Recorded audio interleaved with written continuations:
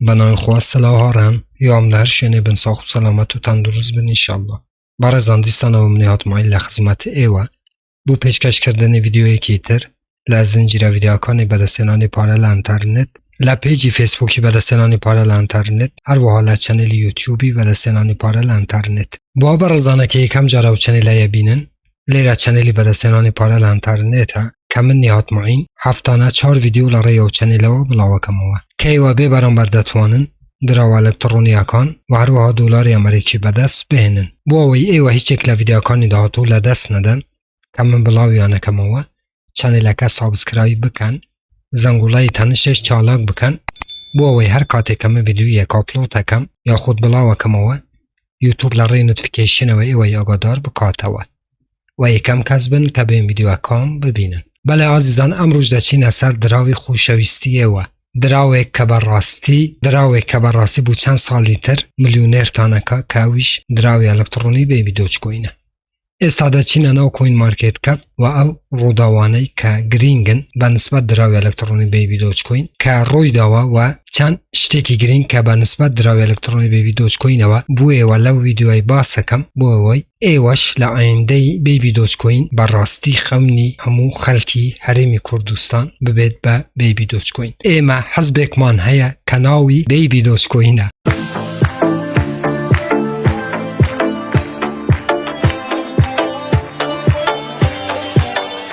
باشه عزیزان من پسیارک لیوه دکم آیا کسی که لستاده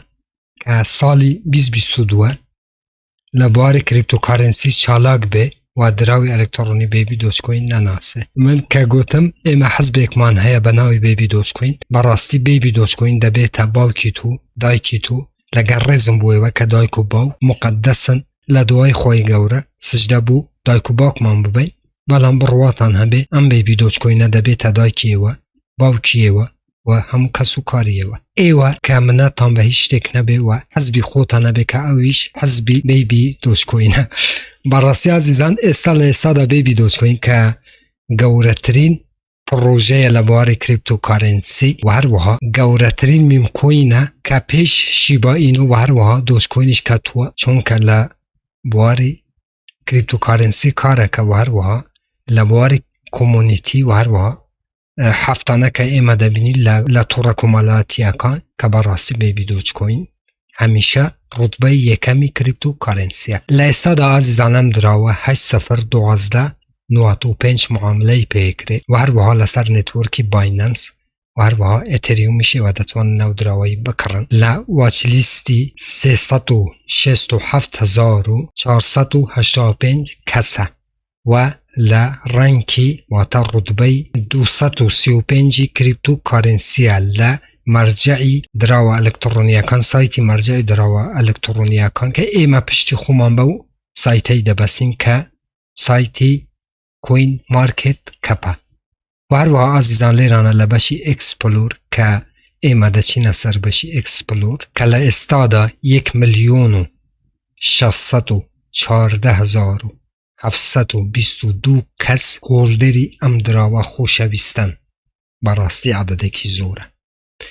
عزیزان من زور ویدیوم لسر بیبی دوچ کوینم دوست کردوه و ایمانه که زورم به دراوی الکترونی بیبی دوچ کوین هیا چون که دزانم که لعینده دا دبیت سر کرده ایمه دبیت براستی دبیت میم کوینه که بو 2 سال یا خود 3 سال یا خود سال کنیوی تر لسال کنیوی تر بگره تا کو 3 سالی تر او کسانه که هولدری دراوی الکترونی دوچ کوینم براستی دبنه دولمنده کی تو تنها صبر و تحملیه وی او شتی که رو داوه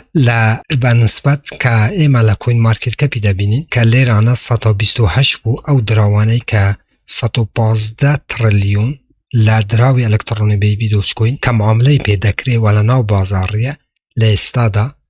که 128 کی بوی تا 127 که او جگه دلخوشیه براستی بو هولدرکان بیبی دوچ کوین که دنگوه کی واحیه که خودی بایننس هاتوه سرمایه لسر بیبی دوچ کوینی داناوه و که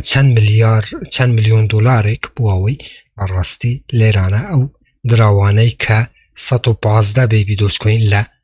کرین و فروشتنی استا نو بازاریه 1% کمبوویتەوە 1% کمبوویتەوە چکە پێشان 28% بوو. ئازیزان ئێستا لەوانەیە هەندێک کەس پێکەنینیان پێبێ کە 1% کمبوویتەوە، بەڵام ئێوە فکر لەوەی بکەنەوە کە دراوێک 420 کوارتریلیۆن بێ 1% زۆر تەسیر لە ئەم دراوەیەکە. ئەمەش بە ئێمە ڕادەگەینی کە بەڕاستی دراوێکە کە کەسە گەورەکان ئێکسچێنجە گەورەکان دێن سەرمایەی لەناو ئەم میمکوینە دانن بۆ ئەوەی بەڕاستی لە داهاتوودا ئێمە شاهدی دامپێکی زۆر گەورەی دراوی ئەلەکترۆنی بێبی دۆچکۆین بین. ئازیزان من لە چەندین ڤیدیۆی کە بۆ ئێوەم ئاپلۆد کردووە لەناو چەنەلی یوتوب بە ئێوەم وتووە بێبی دۆچکۆین سەبر و تەحمولی هەوێ. ئازیزان شیبا دۆچکۆین هەروەکو بێبی دۆچکۆین بوون، شیبا هەر 9-0 بوو کە ئێستا 3-0. بوچی شیبا بەڕاستی سەرکەوتنی بەدەستخۆوە هێنا چونکە بەڕاستی کومونیتی بە قووەت بوو، هەروەکو ئێستا کە بێبی دۆچکۆینی هەبینین بوویتە جێگیری شیبا و بەڕاستی کومونیتیەکی زۆر قەوی هەیە بۆ ئەوەی هەر شتێک کە خەڵکانێک بەڕاستی بە بوو شتێک چۆن و ئەو شتام پەسەند بوو لایەن دڵنیا بن لەوەی کە لە ئایندەدا ئەم شتە دەتەقێتەوە و سوودێکی زۆر بوو خەڵکانێک دەبێت. بەڵێ ئازیزان گرنگترین خەبەری دۆچکۆینەوە بوو کە بێبی دۆچکۆین ببورن کە 1% لە کە 115 کوارتریلیۆنە لە دراو ئەلەکترۆنە بێبی دۆچکۆین 1% کەم بوویتەوە. دەنگ و باسێکی وا بوو کە خودی باینانس هاتووە سەرمایەی لەسەر دراوی ئەلەکترۆنی بێبی دۆچکۆین داناوە. ئەوە گرنگترین دەنگ و باسی بێبی دۆچکۆین بوو. زۆر کەس لە هاوڕێیان و ئەو ئازیزانەی کە بێبی دۆچکۆین خۆشیان دەوێ و هۆڵدەری بێبی دۆچکۆینن دێن و کامنتم بووە نووسن کە بوچی من باسی بێبی دۆچکۆین ناکەم. ئازیزان ئەگەر بێبی دۆچکۆین بەڕاستی دەنگ و باسێکی 100% هەبێ لەوەی دڵنیابن کە من باسی بێبی دۆچکۆین نەکەم، چونکە ناکرێ من بێم خوا نەخواست دەنگ و باسێکی ناڕاست یاخود دەنگ و باسێکی خراپ بۆیەوە بڵاو بکەمەوە لە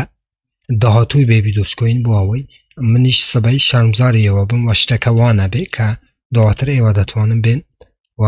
پێم بڵێن کە ئەو شتەوانە بووە و منیش بەڕاستی شتێک ئەگەر 100% نەبێ من لە ماو پاش ناتوانم لە ناو چەنێلا دابنێم. بەڵێ ئازیزان ئەمە گرنگترین دەنگ و باسی بێبی دۆچکۆین بوو. هۆڵدەری بێبی دۆچکۆین ساڵێک بۆ ساڵێک و نیوێتر هۆڵدی بکە بڕوات هەبێ بێبی دۆچکۆین دەوڵەمەندتەکە هەروەکو شیبا و دۆچکۆین. بەڵێ ئازیزانم هاتینە کۆتاییەم ڤیدیۆیەش